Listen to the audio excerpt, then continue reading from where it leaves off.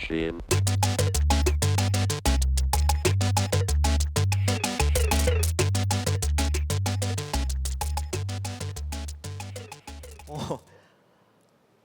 네, 안녕하세요. 저는 더콰이엇리프 매거진의 김진엽이라고 합니다.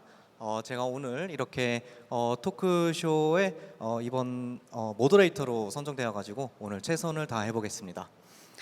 저희 오늘 토크 주제는 아시는 분 계실지 모르겠지만 저희 토크 세션의 주제는 오늘 스케이트보드 매거진을 만들거든요. 그래서 스케이트보드 문화가 이 스트릿컬처에서 어떤 영향을 미치는지, 또 테이스트 메이킹 하는데 어떤 글로벌하게 영국이랑 유럽이랑 또 아시아에서 어떤 역할을 하는지에 대해서 또 재미있는 얘기를 나눠보려고 합니다. 참고로 저희 토크는 오늘 영어로 진행될 건데요. 제 뒤에 보시면 이따가 화면에 동시 통역하는 기계가 있어가지고 AI로 한국어로 한글이 나올 겁니다. 또 참고하실 부분은 저희 손님들 뵙기 전에 이제 마지막에 저희 Q&A 세션이 있을 텐데요.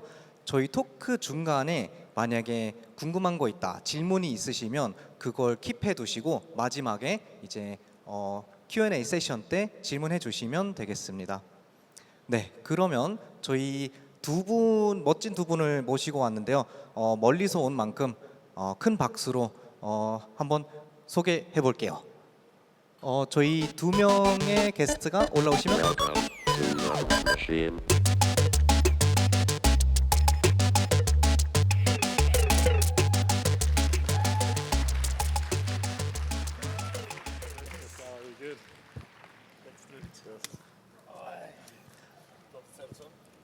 저희 let me have a few words first. 저희 두 게스트 분들은 아신 분은 아시겠지만 저희 영국에서 왔고요. 로이드 해친슨이랑 completely messed up. 그리고 찰리 버치요.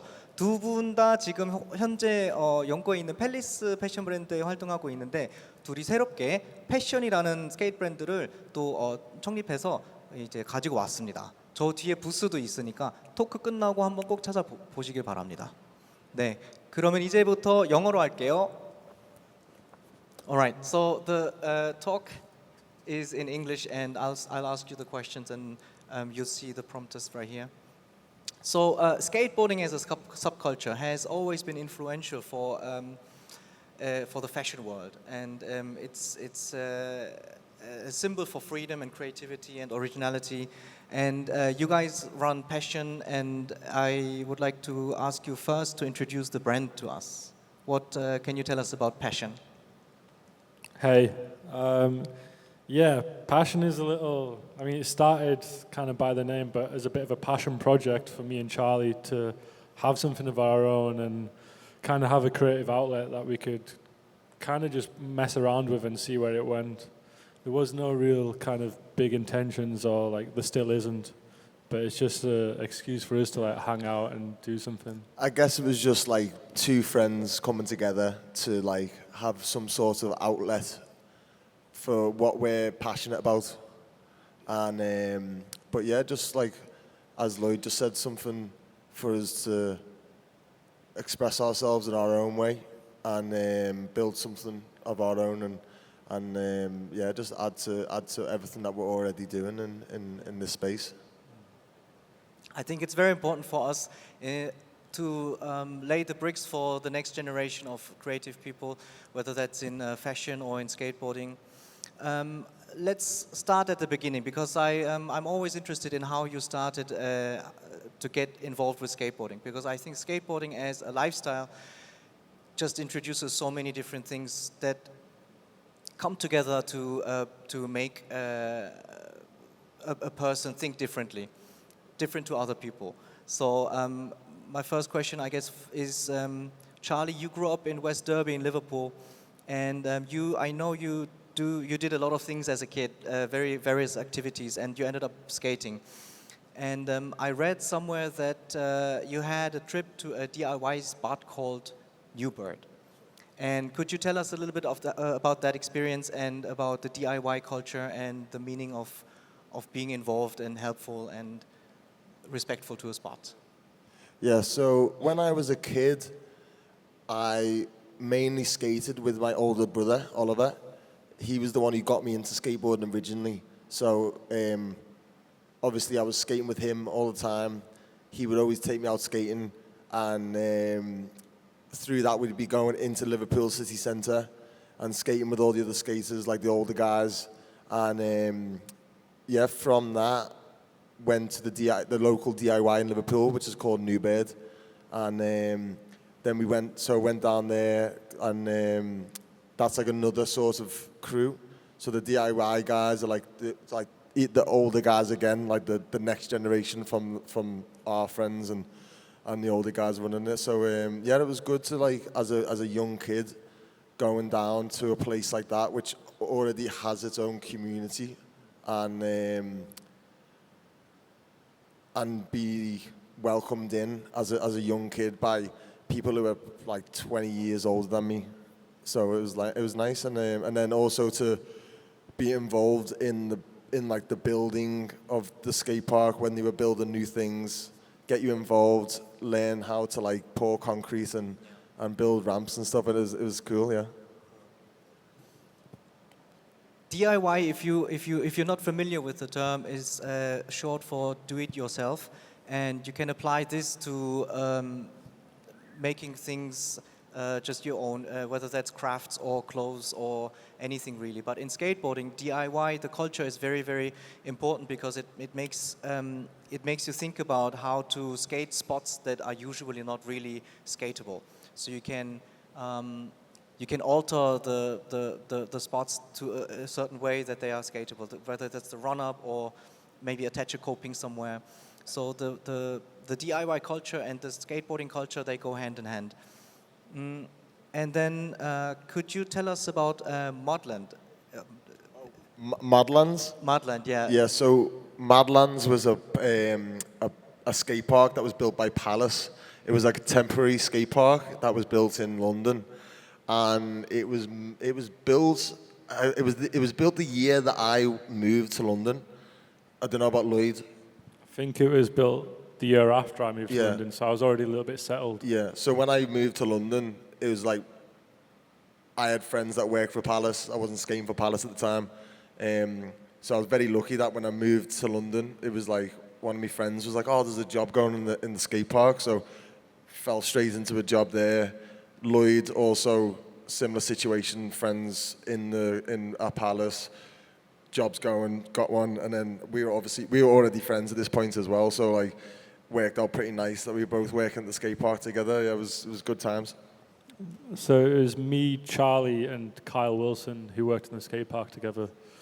So we've all been a part of it now for like 6 years or so, 7 years.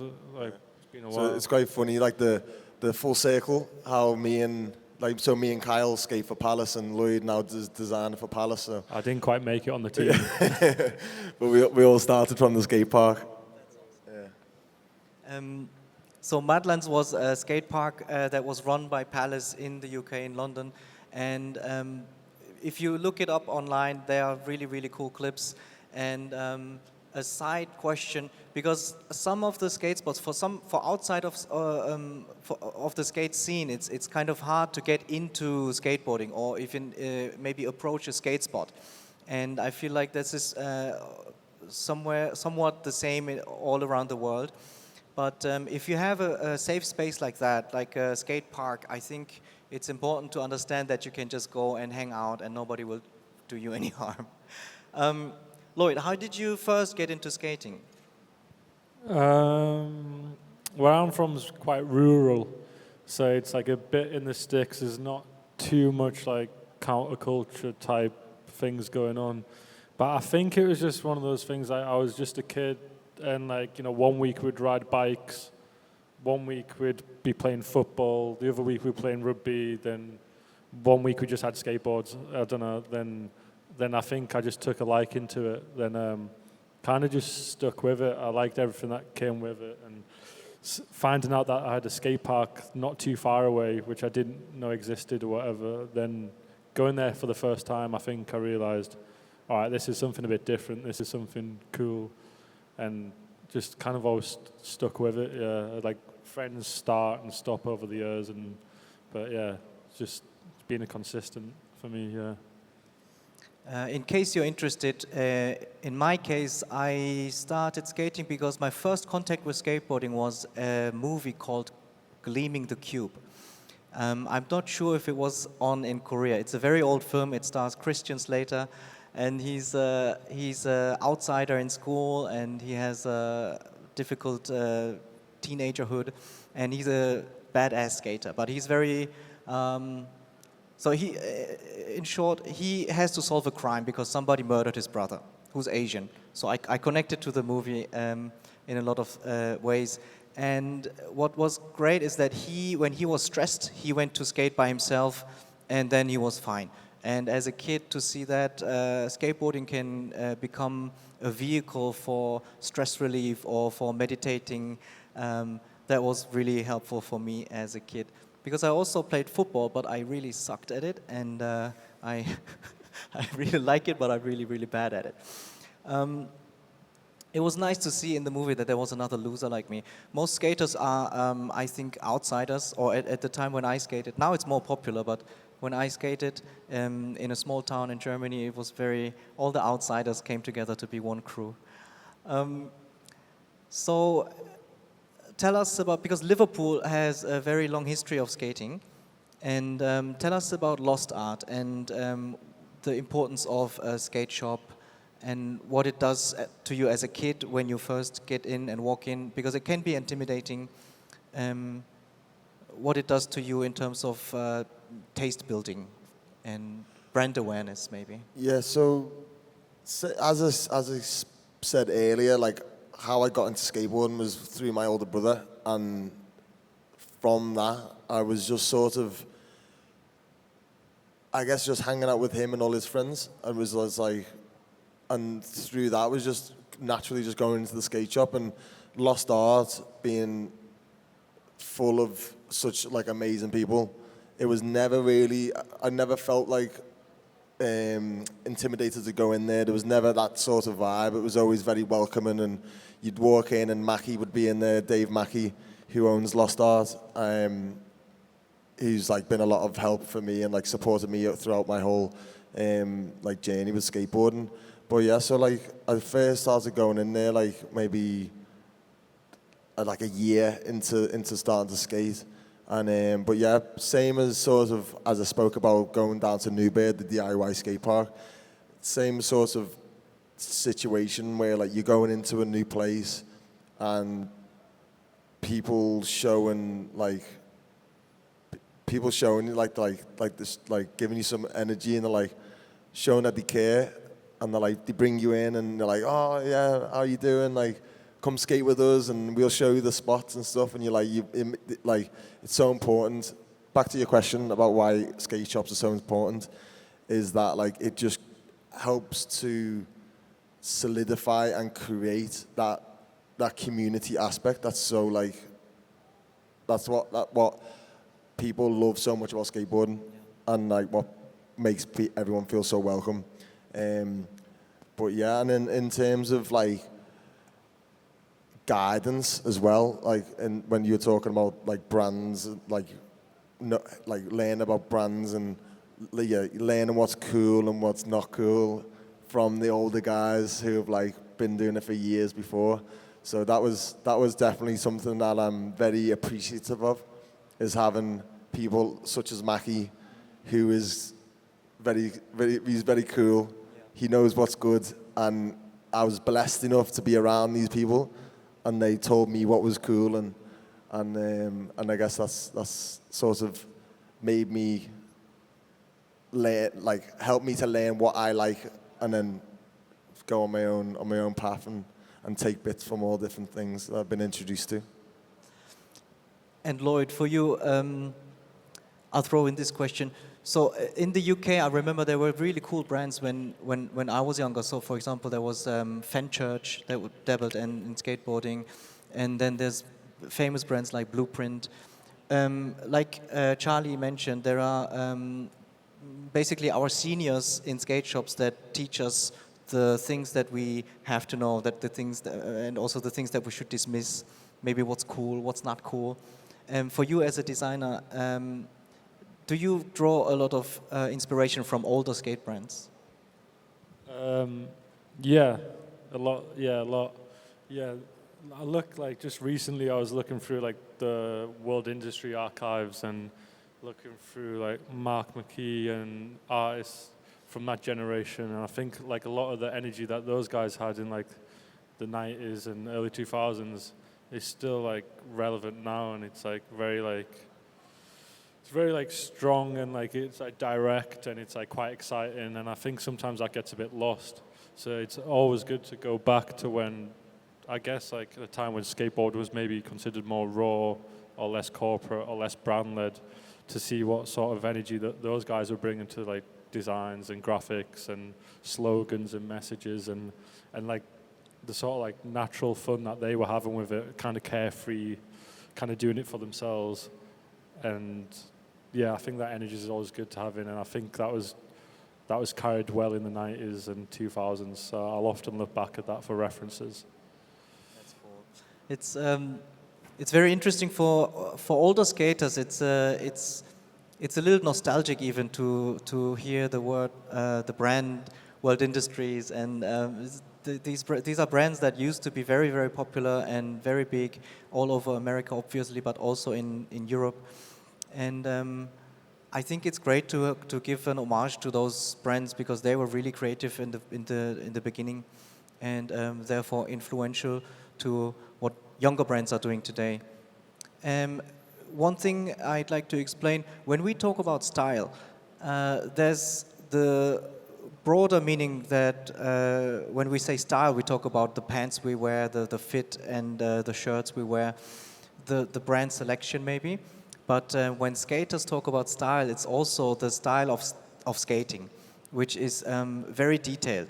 And I think that's something we all have in common. For example, when we watch a skateboard video and we see somebody do a skate trick, and then we look at the posture of the hands and the arms when we pop the trick, and the legs when we land the trick. It's very detailed, and a single minor weird thing, we might go back and say, oh, I want to film this again, or I want this photo taken again because it's too weird. And it can be the smallest thing. It's very, very interesting. Lloyd, your background. Oh, do you want to say something? Just gonna say, like, you can find yourself having to, like, you've spent an hour or 2 hours trying to film a trick, and you finally get it, and then you watch the clip on the camera, and you're like, oh, my arm was doing the wrong thing or something, and then you have to do it again. And I think it's this attention to detail that skaters and obviously other creative people too bring into the work that we do and the products that we produce. The next question, Lloyd, your background is in graphic design, and Charlie, I think you studied finance, if I'm correct. Could you only for 2 years, and then I dropped out. And I dropped out of graphic design as well. So the graphics are awful and the businesses ran really badly, but you know. we're scraping by the skin of our teeth. Yeah. Don't know how we're doing it, but it's working out.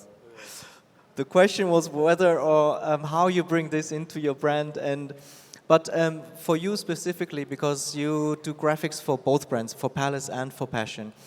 Could you explain how you divide your roles in both brands, or how you make decisions for this brand and for that brand? Yeah. So I guess it's like a time constraint initially, because I work full time for Palace. So Passion is what it is. It's like a passion project where I do my spare time around Palace. But with Palace, the kind of there's a lot of different like conversations had when like designing something, the process, the critiques that go through senior management, things like how much does something cost to produce and how much it gets sold for, margin, and these are conversations that me and Charlie don't really have. Like, so when I'm doing Passion, it's like, oh, this is cool, let's reference that, or like, we want something that fits like this, let's make it. And there's not really too much like structure in the like long-term thinking or anything like that. It's kind of just as and when we fancy doing something new, we'll have a go and then do a shoot and put it out there. It's like a lot less not considered, but it's not as like structured. Whereas Palace is like very much structured and still great creative freedom, but it's there's a team of people. Then that team have to like go through it with merchandising. Then that team would go through it with production go through it with senior management. Then they come back to design and go through the steps again. Before it actually goes into production. So it's more like the process is different, but the way I like maybe jump at it myself, it's probably quite similar. Just try and maintain the same sort of energy that I have.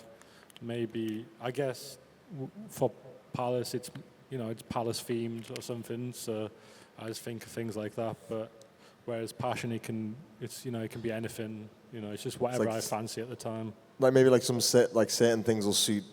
Some will suit something better than the other. It's like kind of like second nature. I just know when I see something in the street, I'm like, that's a Palace graphic. Or if I walk down the street a bit further and I see something, I'm like, oh, that's a Passion graphic. It's like, it just makes sense. I don't know why, but yeah. I mean, I'm very curious about, and I think our audience is also very curious about how things work for young designers and young entrepreneurs who want to start a brand. Let's talk about culture. I think I read somewhere that the hip-hop culture is made of MCing, DJing, graffiti, and b-boying. So hip-hop is not only rap, and the same way, skateboarding is not only skating, but it's also fashion, it's also music, and different things combined. But they are all signs of self-expression. And can you tell us something that is very specific that shaped the path for you to look the way you look now and the way you skate? For me, for example, it was the early Girl and Chocolate videos. There was a skateboard brand. They still exist. It's and they made videos back in the 90s. In the late 90s, it was a very, very popular thing. And the way they did their tricks and the way they dressed and the music they used in their parts, and then they had little video skits in between. Those things in skateboard videos, it was very important for me to shape the way I wanted to skate and I wanted to dress and the music I wanted to listen. Those are things that really opened the door for me in a certain direction of style and preference. Do you have something similar, maybe? I mean, yeah, I think it's pretty much like the similar, from everyone who I've spoken to anyway, I think it's always the similar story of like, maybe back to what I said earlier about being in the skate shop and all the guys telling you what's cool, and then you start watching this video that you've been suggested, and you see one of the guys in the video, and you're like, oh, that guy's really cool. Like, I like the way he skates, and like maybe because of how you like his skateboarding, then you'll see the way he dresses, and you'll be like, oh, the way he skateboards, like really, like maybe the way he dresses really complements how he skates, or vice versa. Is there a specific? I mean, when I was a kid, it was like, I got heavily into like Dylan Reader. You know what I mean? I was going to say the same thing. But I think he's probably one of maybe for our generation, like one of the people who like really stood out for like being like wearing like dressy clothes and like clothes that weren't really considered like skate clothes. And yeah, super stylish. And when he had that, it was like the analog video. He had like a section that just came out, and it wasn't in the video. It was just like his own edit. And it's where Impossible's the bench in New York. Was it the Huff? No, no, it was like analog. It was before. Huff. Yeah, for the shoe thing. I think so. Anyway, it was black and white. Yeah, slow mo. Yeah. But I remember that video coming out, and it looked like a perfume advert. It was like all like. I remember thinking, that's like something a bit different, and it like stood out at the time because everything felt quite samey at the time. It was very like California, maybe baggy t-shirts, sideways hat or something, and then it just showed that there was like different steez you could have maybe. I think this is a very important point. So for those who don't know, there was a skater called Dylan Reader, American skater, and he unfortunately passed away a long time ago. But he was very influential in terms of style, clothing style and skating style, because he was very unique. He had this special aura about him. When you read interviews about him, then the photographers and filmers around him and his friends, they tell stories about how this guy showed up and he didn't care what was trendy right now or what was in style. He just had his own persona and ran with it and made it very, very effortless. We talked about skate shops before, and I'd like to talk about the skateboard community. And I think making the magazine, we travel around a lot and see different skate scenes of different countries. And when we compare A and B and C, we always find that a healthy skateboard community is made up of different components. Obviously the skaters, but also skate shops and skate brands, and then there's media as well. And I'd like to hear about the skate community and the skate scene in England. Maybe you can describe a little bit what's around you guys.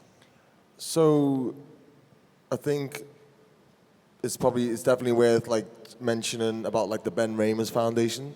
So Ben Ramers again was like another very influential UK skateboarder that unfortunately took his own life maybe like 4 years ago now. But he was like close friends with a lot of us, like really good guy and that. But his sisters end up like creating a charity from what's happened and to try and like help people and get like just raise awareness and stuff. But that in itself has like definitely done a lot for like the community and like bringing people together and like making it a thing for like people to like be able to like speak to their friends and stuff and like be a bit more like open with it, with how they're feeling. But then that's one aspect of community, like bringing people together, like dealing with like mental health issues and stuff. And then there's also another side to it, like charity work, people saving spaces in the cities, such as like South Bank. There was a massive campaign that was going on for years to try and save like South Bank's historical skate spot in London that was converted into a skate park. But the space where it was very like valuable to the government, so they wanted to take it away and put shops there and stuff. But there was a big massive campaign because of the history that was a part of the spot. And that all, then again, like, end up loads of events getting put on, and another like really powerful movement that brought everybody together. And yeah. So the reason I'm asking all these questions about community and about culture is that I think when we go back to talking about fashion, the question I'd like to ask is what makes a skate brand a skate brand? Because there are a lot of brands that are trying to be a skate brand, but that are not really. And then I don't know if there's a very fine definition, but I'd like to hear from you guys if you have maybe a way to describe it. I don't know, to start with, I'm not sure we're trying to be a skate brand, so maybe not the best people to answer it. But I think but that's probably a good way to start it, because I guess like to me a skate brand is like a brand that's got like a team of skateboarders and they like make videos and put videos out, and their whole focus and the whole identity is skateboarding. Whereas like what we're trying to do is like skateboarding, just like skateboarding. The only reason why skateboarding's involved in what we're doing is because we're skateboarders, and what we're doing is just like everything that we're interested in doing is what the brand's about, and just so happens skateboarding is one of them things. But yeah, to me, like a skate brand is something that's just like that's it. And yeah, their main focus is like working on projects to like sell product, to make more projects. It's kind of like a cyclical thing. And yeah, skate team with riders, and like kind of tiered, like pros, like you know, it's like it's a proper. You know when it's a skate team, you know when it's like a just pretend. I think, yeah. Part of the reason I'm asking is because I'm trying not to shit on anybody, but in Korea there's a huge fashion industry and a lot of brands are popping up. Name them. Nah. A lot of brands are popping up in Korea that are licensed, and I'm always trying to be open to individuality, and I'm trying to respect anybody's personal decisions. But there's one thing that I'd like to use this moment for, and that's saying that there's a lot of brands that are licensed that try to be skateboarding, but they're not. So in terms of brand awareness, I'm only saying this to say, let's look into a brand and maybe who the founders are or what kind of demographic they cater to. I have a look on the clock, and I think we are almost ready for our Q&A session. Dear audience, do you have any questions? And these questions can be in Korean, and I'm hoping anybody has one. 혹시 저희 관객분들 질문 있으신지요? 저희 이제부터는 Q&A 세션이 시작될 건데요. 마지막 한 5분 정도 남았거든요. 그래서 들으셨을 때 두 분이나 저한테 질문이 있으신 분 손을 높이 들으시면 저희 관계자분들이 마이크를 가져다 드릴 겁니다. 네. I think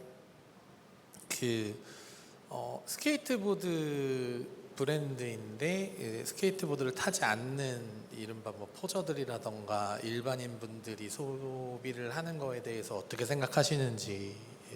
네.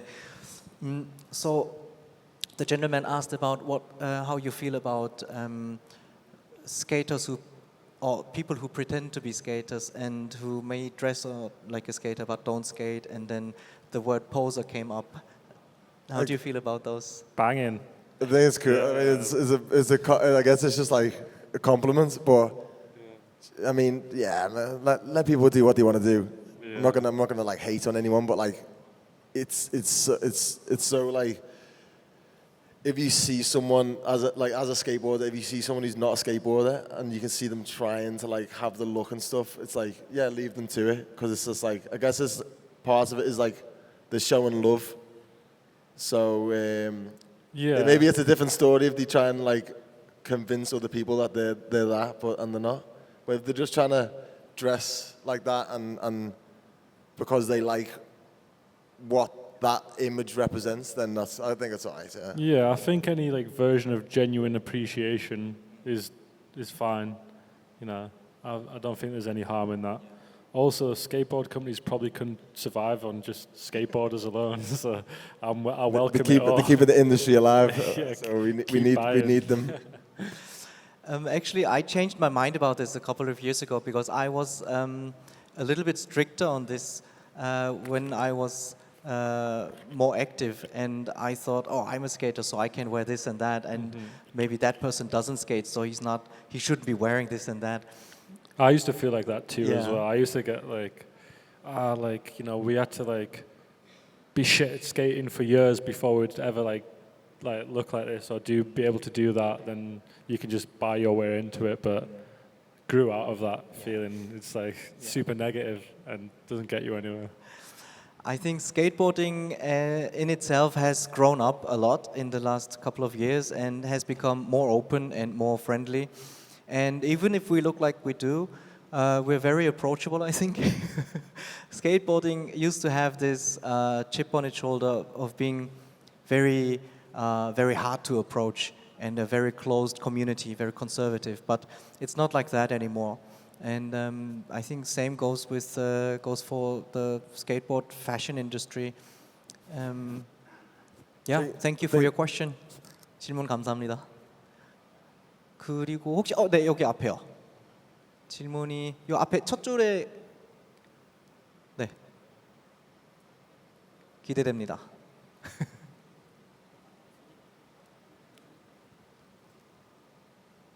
Hi, Charlie. Hello. Lloyd. Are you alright?